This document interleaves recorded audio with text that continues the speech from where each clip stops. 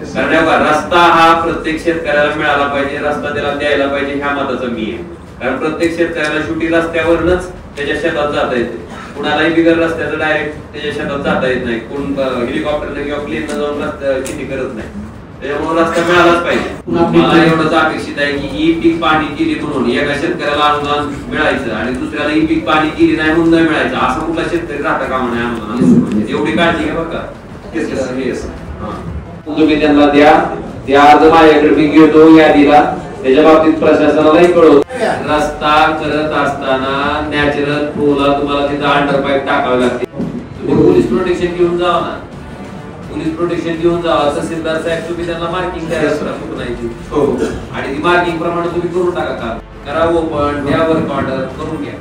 अवैध दारूचं आणि पोलिसांचं म्हणजे मला इतका अभ्यास आहे, मी सांगतो. तुमचा जी पीठ अंमलदार असते का त्याच्याबरोबरच त्या अवैध दारू विकणाऱ्याचं साठवण असते, त्याला ती बरोबर महिन्याच्या महिन्याला हप्ते देते आणि ही कार्यक्रम चालू. म्हणजे तुम्हाला स्पष्ट बोलतो, राग आला तरी काय हरकत नाही, मी जे आहे ते सांगतो.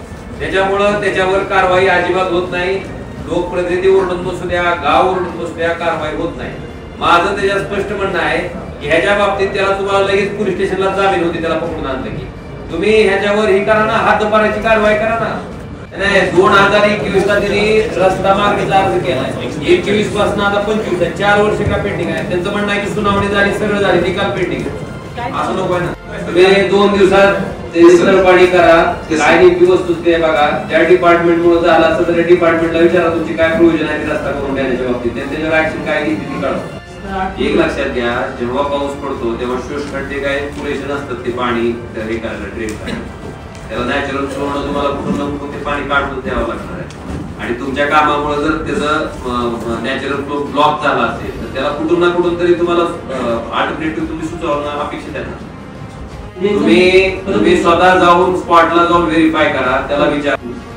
जून 2024 आता किती दिवस झाले, मुदत कधी होती त्याच्या कामाची? आता 6 महिने जर त्याला काम चालू करत नसेल तर मग काय तुम्ही त्याची कसली वाट बघायला काय प्रोसेस? आज 6 महिने इतका वेळ बघायचं काय कारण आहे? टर्मिनेट करा. साधारणतः 2 महिन्याच्या आधी नवीन कॉन्ट्रॅक्टर अलॉट झाला पाहिजे, तर काम स्टार्ट केलं पाहिजे. मला तक्रारीच्या अनुषंगानं फक्त तुम्ही वरील ऑफिसला कळवलंय अमुक त्रुटी राहिले हे उत्तर नको आहे मला. तिथं कंप्लायन्स करून ती निकाली काढायचं मला तुमचं अप्रोच असतं. तुम्ही पाठपुरावा करा आणि 1 महिन्यात त्याचा क्लेम मिळाला पाहिजे. माझं काय म्हणणं आहे, HDS जरी ट्रान्सफॉर्मर मागितला असतं, ऍडिशनल ट्रान्सफॉर्मर देता येतो ना आपल्याला त्यांना डीपीटीसी मधून. त्याचे एस्टिमेट तयार करून घ्या, तुमचे जे एस्टिमेट तयार करून घेणं अपेक्षित आहे ते मार्च एंड पर्यंत कम्प्लीट करून घ्या बघा. नागरसोगा, येळी, मातोळा ह्या सबस्टेशन वरची जी गाव आहेत त्यांना एवढं सांगायचंय की तुमची लाईटीची अडचण साधारणतः मार्च एंड वर संपून जाईल. कारण नवीन 3 ऍडिशनल पॉवर ट्रान्सफॉर्मर 5-5 MVA चे प्रत्येक सबस्टेशनला बसणार आहेत.